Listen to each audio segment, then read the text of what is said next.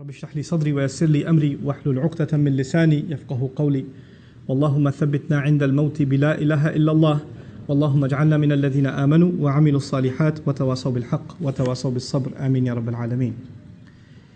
The intention of today's khutbah is to actually share with you part of just one ayah that belongs to Surah Al-Hadid. But in order to share some lessons from this ayah with you, I'd like to give you some context. This ayah belongs to the very middle of Surah Al-Hadid, and in the very middle of Surah Al-Hadid, Allah paints a scene of Judgment Day. Judgment Day is something that Allah talks about in many places in the Quran, and usually when He talks about it, He talks about people that are heading towards Jannah, the believers, and people that are heading towards the hellfire, the disbelievers. But this passage in particular is unique because Allah, instead of comparing believers to disbelievers, He compares believers to hypocrites. Allahumma la taj'alna minhum, may Allah not make us from them. But Allah, instead of comparing those who have faith as opposed to those who have no faith, is actually comparing people who have faith as opposed to people who thought they have faith or pretended to have faith, or their faith was there but is of no value to Allah on the Day of Judgment. This is the munafiq. May Allah not make us from them. But this is why this passage is of particular importance, because it tells us many things about how not to end up in that scene on Judgment Day. To summarize what's going on in this passage, Allah Azza wa Jalla says that on the Day of Judgment, believers, when they stand, the Prophet ﷺ will be able to see them. يَوْمَ تَرَى, meaning Ishara ila Rasul sallallahu alaihi wasallam. The Messenger can see the entire ummah, al-mu'minina wal-mu'minat, believing men and women, يَسْعَى نُورُهُمْ بَيْنَ أَيْدِيهِمْ وَبِأَيْمَانِهِمْ. Their light is going to be coming out from right in front of them and from their right.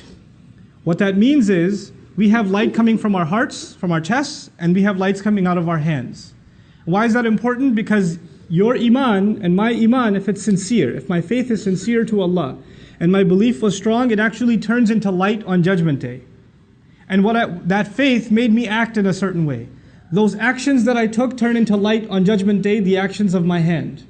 So you have two torches on Judgment Day. The Day of Judgment is dark. It's this long walk to Jannah. And you're going to need light to get there. Some people are going to have exhaustive light. Their light is so stretched that the Prophet ﷺ would describe that it could go from one city to another. It's that big of a light. Other people have such weak light, they still have it, but it's so weak they can barely see the next step that they're taking. So there are people with different capacities of light, and they are now making their way, and Allah is congratulating them because they at least have light, as opposed to people who have no light. They don't have any chance of getting to Jannah. They can't see a path. And so Allah says, بُشْرَاكُمُ الْيَوْمِ جَنَّاتٌ تَجْرِي مِنْ تَحْتِهَا الْأَنْهَارُ خَالِدِينَ فِيهَا. Congratulations to all of you, of gardens at the bottoms of which rivers are flowing. It's right ahead of you. Keep walking, keep going, keep going. But then in the next ayah, Allah describes a group of people that also get up on Judgment Day, and they notice they have no light, and they're in the middle of the dark. And they see far ahead, and they see, if you can imagine this scene, there's complete pitch black darkness, and there's a group of people that seem to have some torches with them. You don't even see them, you just see some lights flickering. So you realize, I better catch up with them, because those lights are getting dimmer. So these hypocrites wake up in this dark scene on Judgment Day, and they try to run and catch up to the believers, because they have no light of their own. They wake up and they're in shock that they have nothing that can aid them. So يَوْمَ يَقُولُ الْمُنَافِقُونَ وَالْمُنَافِقَاتِ لِلَّذِينَ آمَنُوا انظُرُونَا نَقْتَبِسْ مِنْ نُورِكُمْ. The day on which hypocritical men and women are going to say to those who've believed, wait for us, hold on, look back towards us. We could get some of your light. نَقْتَبِسْ مِنْ نُورِكُمْ. Iqtibas literally means, in old days you had these torches with fires on top, and you can take your wood and you can kind of light up your own torch. So they figure we can go borrow some of your light. It won't take anything away from yours. Hold on a second, help us out here. And then a voice is heard, قِيلَ إِرْجِعُوا وَرَاءَكُمْ. Go back behind yourselves, go turn back. فَالْتَمِسُوا نُورًا. Find some light. We're not going to help. The Day of Judgment is the day on which a mother doesn't care about her child. The day on which, father and son and brother and sister, all these relationships, تَقَطَّعَتْ بِهِمُ الْأَسْبَابِ. All relationships are cut. So who's going to care about who? I just need to get to my Jannah, mind your own business. I'm not even turning back. Go back and find some light yourself. And the idea of going back actually is sarcasm also. Go back to this world. Because on Judgment Day, if you don't come on Judgment Day with light, you can't get any. The only way to gain that light was in this world. فَالْتَمِسُوا نُورًا. So now they still try to catch up, because they don't want to hear it, right? So they're still trying to catch up. And as they get closer and closer to the believers, فَضُرِبَ بَيْنَهُمْ بِسُورٍ لَهُ بَابٍ. a massive, gigantic wall is dropped between them, which happens to have a door. And the door, inshallah, maybe some other time we'll talk about. But Allah says a massive, giant wall is dropped between these two groups. So even if they were going to try to catch up, now they can't. As the wall is dropped, Allah says, بَاطِنُهُ فِيهِ الرَّحْمَةِ. The side they can no longer see, the hidden side of it, that's got mercy and love and care in it. وَظَاهِرُهُ مِنْ قِبَلِهِ الْعَذَابِ. And right behind it, approaching them is punishment. So not only were they in the dark, now there's a massive wall, you got nowhere to go, and when you look back, there's punishment coming at you. They're about to be crushed. So these hypocrites, may Allah not make us from them, become desperate. So they call out, and they say, أَلَمْ نَكُمْ مَعَكُمْ. Didn't we used to be with you? Weren't we with you? So they're asking for the people of the other side. Apparently the door can be opened from the other side. Open up, guys, come on, we used to be with you. And so a desperate call is made. This is important before we go any further. This is actually the reason I chose these ayat for today's khutbah. This wording, أَلَمْ نَكُمْ مَعَكُمْ. Weren't we with you? The idea is that these people on Judgment Day that are standing on the wrong side of the wall, that are in desperate situation, that have no light of themselves, actually assumed that they belonged among the believing community. They were very confident about that. So much so that they're citing it even on Judgment Day. We used to be among you. We prayed with you, we did business with you, we were friends with you, we were family with you, we were cousins with you. We went to the same college, university. We're all the same, guys. How are we separated today? Why is this separation happening today? And from the other side, this time, now that they feel safe, once the wall is dropped, not only do these people get overly terrified, the people on the other side feel far more secure, so they're not in a rush anymore. Because now it's totally safe. So now they take their time and actually answer them and say, well, here's why you're not with us today. Here's why you're not with us today.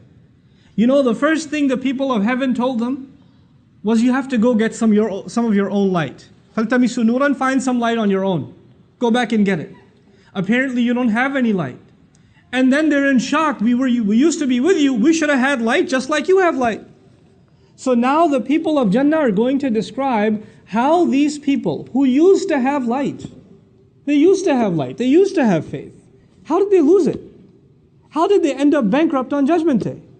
And this ayah is particularly profound because then it will give us an insight into how does someone lose their Iman. How does someone end up taking the most priceless treasure that they can have in this life, our faith, and end up squandering it and losing it. It doesn't happen overnight. You don't just lose your Iman. It's a process. And that process has been described in these timeless words. Bala, of course you used to be with us. وَلَكِنَّكُمْ فَتَنْتُمْ أَنفُسَكُمْ. However, you put yourselves, I'll do a rough translation first and I'll explain. Number one, you put yourselves in fitna, you put yourselves in trial. Fatana in Arabic actually means to put something to the test. Fatana is also used when you test the purity of gold and you melt it and impurities come out. Gold doesn't go through an easy test, it goes through a painful burning test. The idea of fatantum anfusakum, there are many lessons associated with it. For the purposes of this khutbah, I'll highlight one of them. You kept putting yourselves in situations where your faith gets tested. Try to understand what that means. You kept putting yourself in environments where you knew it was bad for you, but you said, no, I can handle it. I got this. You kept surrounding yourselves with friends that would do bad things, say bad things, see bad things, go to bad places, but you said, I'm not like them, I'm just trying to help them. And you kept going back into those environments. You kept getting into gatherings and places and situations. You kept putting yourselves in those places assuming that it will not have any effect on you. It'll affect everyone else, but it won't affect you. The first step wasn't that these people just became disbelievers. It was actually bad company. They put themselves in questionable circumstances. And they assume that it's not going to have an effect. When you are, I'll give you a silly example, but it'll get the point across. If people do a lot of cooking at home, especially if you're a Desi household, you do a lot of cooking at home, the home smells like a lot of masala. But if you live there, you don't smell it. When somebody else walks in, especially if an Arab walks into your house, They feel like they're in some contaminated zone. It hits them really hard. But a couple of hours later, they're like, oh, it's just oxygen now. You understand? When you first put yourself in a bad environment, you might feel it. You might feel, this isn't good. This is going to mess me up. I don't think I should be here. Your heart will feel uncomfortable. But if you keep putting yourself in that situation over and over and over and over again, guess what? It doesn't bother you anymore. Somebody who smells, stands next to a smoker for the first time is coughing and their eyes are burning. But if they start smoking themselves a year later, that just becomes their oxygen. They can't even breathe normally without smoking. It changes them altogether. The first problem was you surrounded yourselves in a bad environment. فَتَنْتُمْ أَنفُسَكُمْ. What was the second problem? The second problem was وَتَرَبَّصْتُمْ. You kept procrastinating. Now what does that mean? That means you realized it's bad, and you also realized in your own conscience, I should change, but you told yourself, I'll change pretty soon, inshallah. I'm going to change. I know I have to change. I know this is bad. Just one more week, and I'm going to be a different person.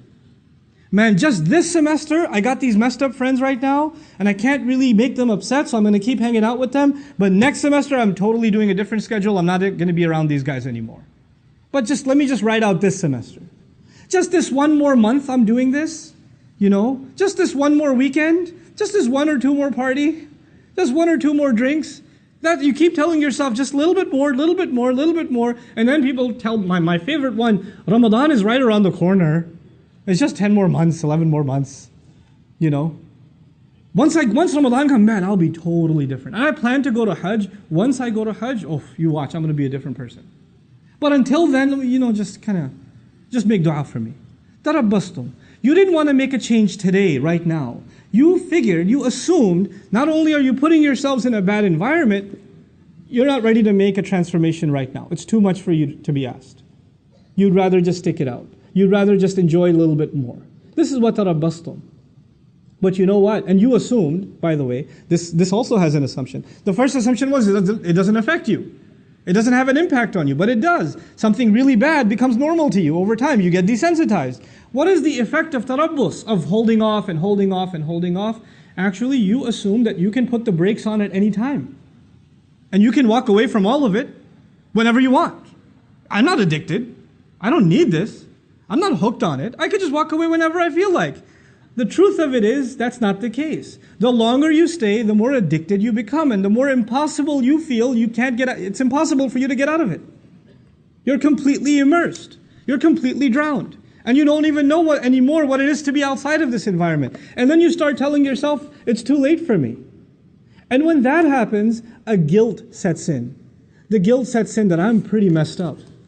Man, I've been doing sins. I've been in this bad environment. I should have made tawbah a long time ago, but it's too late for me. And nobody likes to feel bad. Nobody likes to feel guilty. And then shaitan comes and says, why do you feel guilty? You don't have to feel guilty. The only thing that's making you feel guilty is this Islam thing. Islam says this is haram and that's a sin and that's a sin and you can't do this and you can't say that and you can't go there. Islam keeps making you feel bad, man. I want you to feel good. How true is Islam anyway? And now the thoughts start running in this person's mind, a man or a woman. Why am I even following Islam? It seems like it just wants me not to be happy. I just want to live my life, man. I just want to be free. I just want to be able to do what I want. I just want to be able to hang out with my friends. I'm not so sure about the Quran anyway. How do we even know there is a God? How do we even know? What's this hadith business? I mean, how do we even know it's authentic? And so you have this young man or woman, this Zainab, this Ali, this Fatima, this Abdullah, this Kareem, these beautiful names, and now they're starting to ask questions about, I'm not so sure about this Islam. I don't know. I have doubts. I have serious doubts. And these are not PhDs in philosophy, nor do they have exhaustive education in Islamic history where they studied it and they started developing doubts. No. They were in a bad environment. They didn't change themselves. That is the process. I've talked to hundreds of these people that literally lived this ayah. They live this ayah. And then they get to a point where they have doubts. But their doubts have nothing to do with logic or reason. As a matter of fact, when you answer one doubt, they go to the next doubt. When you answer that one, they go to the next one. When you answer that one, you go to the next one. Then you say, hold on a second. So how long ago did you start ending up in questionable kinds of company? And then the truth starts coming out. وَارْتَبْتُمْ. The very next words are, you fell into doubt. You started doubting. You know what doubt will do? It'll let you off the hook. You'll be able to say to yourself, well, it's not really absolutely the truth anyway, so I shouldn't feel bad that I don't follow it.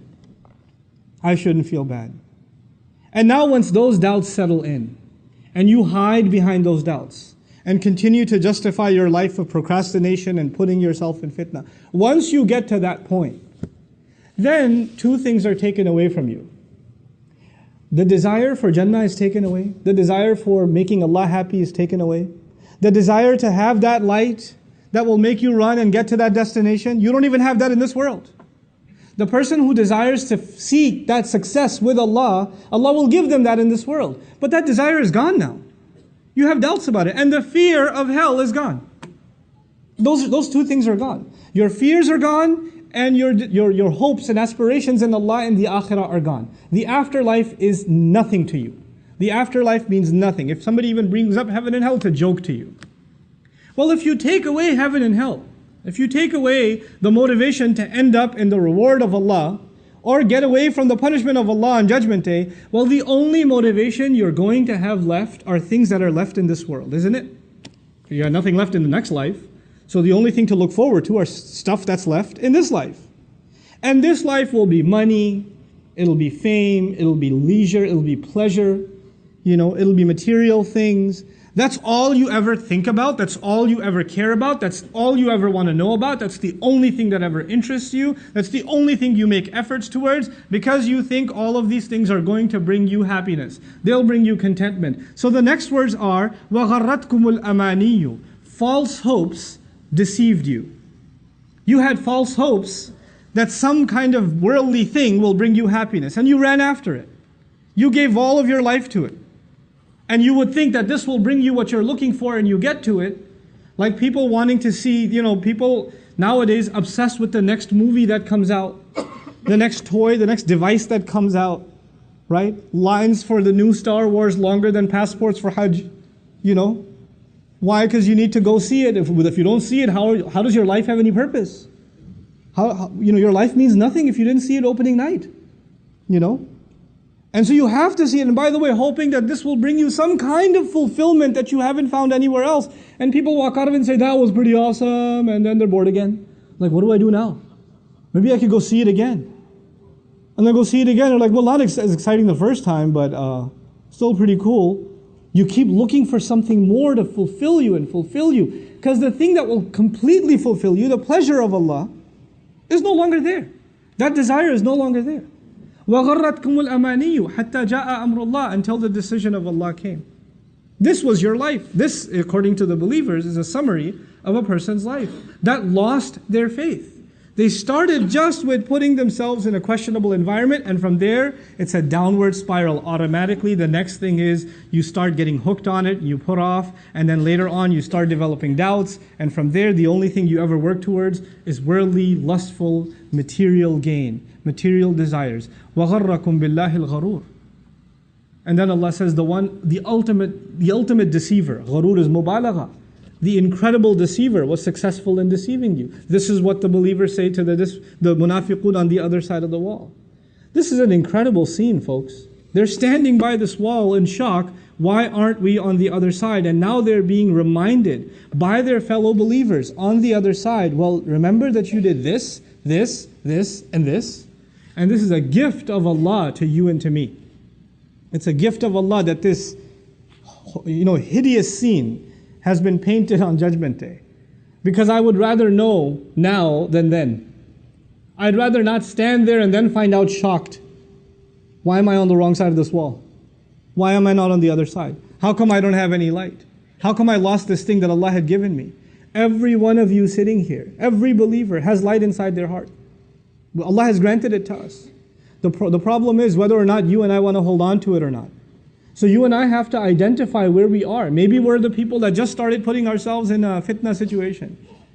Maybe we just started getting ourselves caught up in the wrong thing. Or maybe we've been caught up for a while and we've been putting off letting it go. Maybe that's happened. Maybe we've even gone further down the road and now we've started developing doubts. Maybe that's how far we've gone. Maybe we've gone way down the road. غَرَّتْكُمُ الْأَمَانِيُّ حَتَّى جَاءَ أَمْرُ اللَّهِ. Now all we live for is, toys and pleasures. That's all we live for now, is entertainment. That's what we've become. And so at the end of it all, nothing you earn, nothing I earn is worth anything on Judgment Day except that light. This is why when this passage began, Allah Azza wa Jal described it with light. And that light is the only thing that matters on Judgment Day. إِلَّا مَنْ أَتَى رَبَّهُ بِقَلْبٍ سَلِيمٍ. The one who comes before Allah with a sound heart, the heart that can beam light in front of them. Anything else that you and I have, that we have now, is worthless. It's completely worthless before Allah on Judgment Day. You can enjoy it for now, but if you get caught up in it and it takes up the space in your heart, then you have no room left for light in your heart. You just don't have room left. Which is why the last ayah of this passage is فَالْيَوْمَ لَا يُؤْخَذُ مِنْكُمْ فِدْيَةٌ وَلَا مِنَ الَّذِينَ كَفَرُوا مَأْوَاكُمُ النَّارُ هِيَ مَوْلَاكُمْ وَبِئْسَ الْمَصِيرُ. And today, there's not going to be any compensation, any ransom acceptable from you.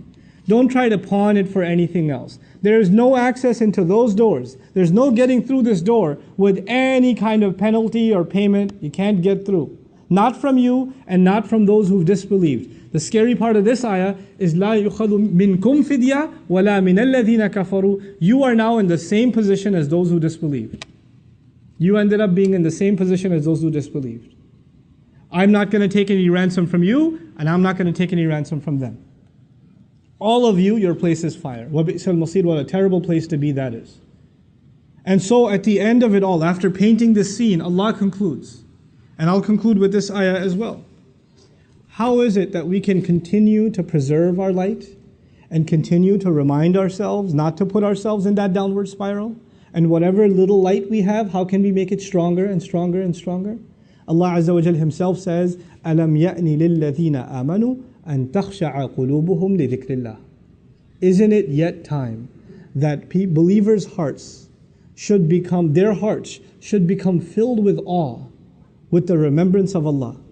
Truly remembering Allah will bring awe into the hearts. And the more your hearts remember Allah, because Allah Himself is Nurus Samawati wal Ard, Allah is the light of the skies and the earth. The more Allah is in your heart, the more light is inside your heart. You understand? So He says, remember Allah. And then He says, how do you remember Allah? This is called Ataf Bayan in Arabic. وَمَا نَزَلَ مِنَ الْحَقِّ. And they should be filled with awe because of what came down from the truth. Because of the revelation, because of the Qur'an.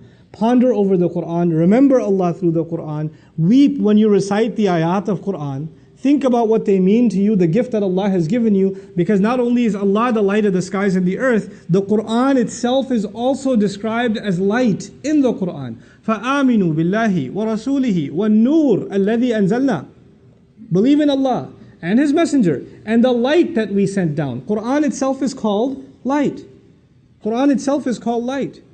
And so the amount of time you spend with the Book of Allah, for your own personal benefit, when you sit and recite it and ponder over it, and you think about what Allah, your Master, is saying to you, that is going to fill your heart with light. And there's no more, greater a treasure in your life than that light. And you won't realize the price of it, I won't realize the price of it, until we stand on that day when everything around us is dark, and the only light is the light coming out of my chest, and the only light coming out of my hands. That's when we'll realize. وَلَا يَكُونُوا كَالَّذِينَ أُوتُوا الْكِتَابَ مِنْ قَبْلِ فَطَالَ عَلَيْهِمُ الْأَمَدُ فَقَسَتْ قُلُوبُهُمْ وَكَثِيرٌ مِّنْهُمْ فَاسِقُونَ. They shouldn't become like people who came a long time before them, who were given the book a long time before them.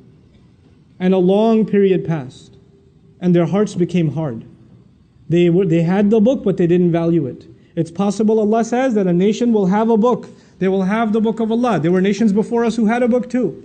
They had Tawrat, they had Injil, they had Suhuf Ibrahim and Musa. They had, but they didn't benefit from them.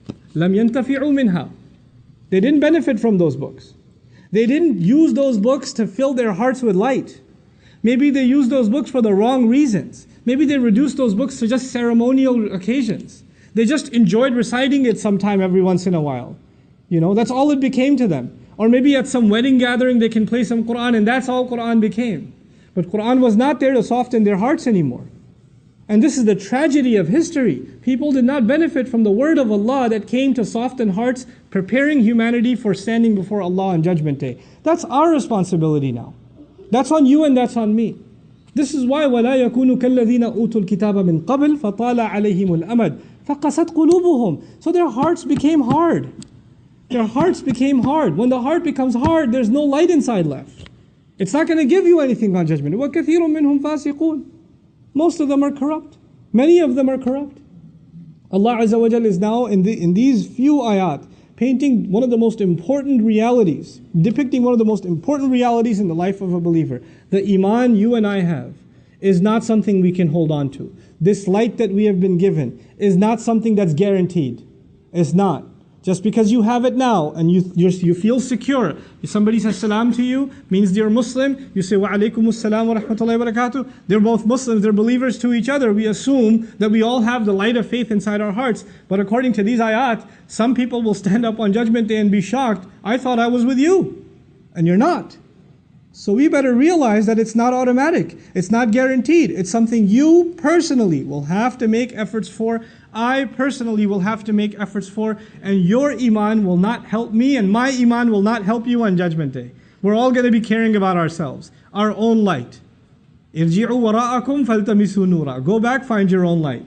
And right now we can cooperate with each other. And right now we can strengthen each other's Iman. But on that day, there's not going to be any help. May Allah Azza wa Jal make us of those who preserve the light in our hearts. May Allah Azza wa Jal make us of those who are not on the wrong side of that wall. Protect us and our families and our loved ones from nifaq. May Allah keep our hearts from becoming hard. And may Allah Azza wa Jal make us of those who continually internalize the word of Allah, allowing our hearts to soften and to be filled with light. Barakallahu li wa lakum fil Qur'an al-Hakim wa nafa'ani wa iyyakum bil ayati wa dhikr al-Hakim.